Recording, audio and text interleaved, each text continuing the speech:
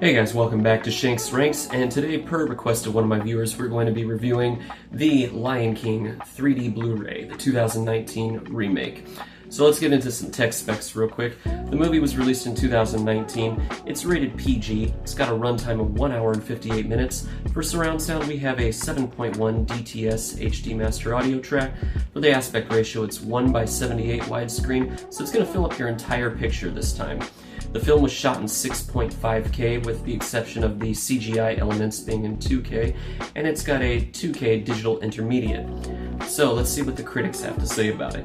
So IMDb is giving it 6.8 out of 10, where the general audience from Google is giving it 3.8 out of 5, Rotten Tomatoes giving it 51%. Me personally, I'd say these reviews are pretty accurate. I mean, I felt the same way. When I see a remake of a movie, it's nice to see them pay tribute to the original, but also to come up with some originality, and I didn't really see that too much in this film.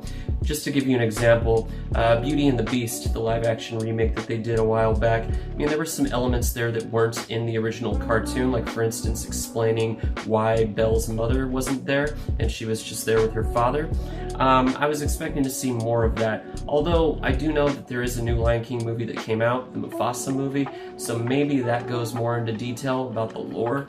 I don't know, but anyway, you don't care about that. You want to know what I have to say about the 3D. So first of all, the opening scene where all of the animals in the kingdom are making their way to Pride Rock showcases some of the better depth in the film with a bright and warm picture that illuminates quite a few layers of depth. World clutter, like bushes popping out on the edge of the screen and pushing inward to the animals in the middle and the landscape further back.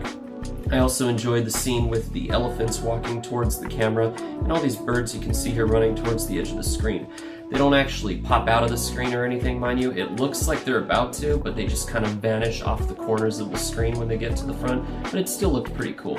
For pop-out effects, we have a scene with Simba here lying in the middle of the desert, passed out, and these vultures are circling around him, and Timon and Pumbaa kind of come to save the day, and this one vulture's head pops up and it's kind of poking out of the screen a little bit.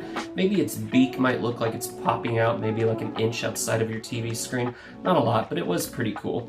Then we have a scene with Simba and Nala in the fields, and while they're walking through this grass here, you see these moths or whatever these are kind of fly outside of the screen. This is probably some of the better pop out in the movie. And it looks like these moths maybe come out about a foot or a couple feet outside of your screen. It did look pretty cool. Then there's this other scene, I want to say it's probably one of the last scenes of the movie where Simba is fighting Scar. It showcases some fairly decent depth here. I just wish that the burning embers from the brush fire would pop out as much as the moths from the valley seen previously with Nala and Simba. Ultimately, let's see. Well, the picture quality here, I'm going to give this 5 out of 5. I mean, it was fantastic. The sharpness, the warm colors, it felt like I was watching the 4K version. I mean, a lot of the times, yeah, with the exception of the facial expressions when these animals are talking, a lot of the time it looked like it was a real movie with real animals. You know, you could see every single little texture, every little bit of hair on their coats. It looked like you were watching like a National Geographic film a lot of the time. It just looked really awesome. I really enjoyed the picture quality. I'm giving it 5 out of 5. For three-dimensional depth, I'm giving it 3 out of 5 stars.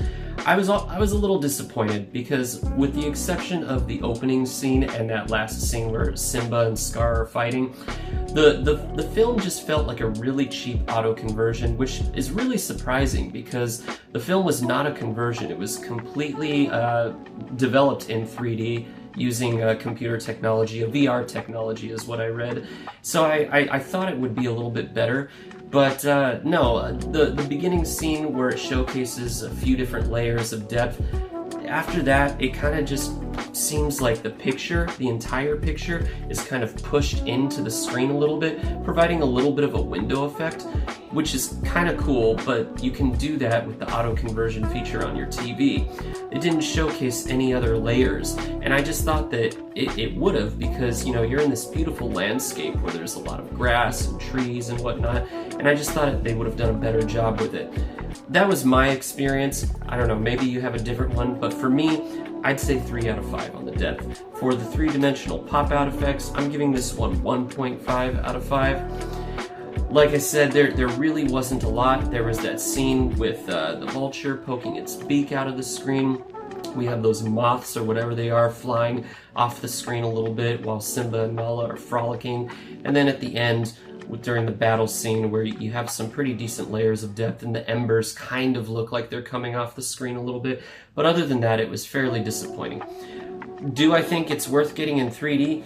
I still do. I mean, it doesn't take away from the picture, and the picture is very bright, warm colors, very natural. It looked like I was watching a 4K film with HDR. Honestly, I've seen the 4K version, and it didn't look any different than that. It just added a little bit of extra depth, with some very nice scenes in the beginning and the end, and like I said, that pop-out effect towards the middle with the moth scenes. So ultimately, guys, I'm gonna have to put this one in C tier. It just didn't do it for me. Like I said, I still think it's worth picking up, and it's, you know, if you can get it at a good price, I mean. And it doesn't take away from the film. It does add a little bit to it.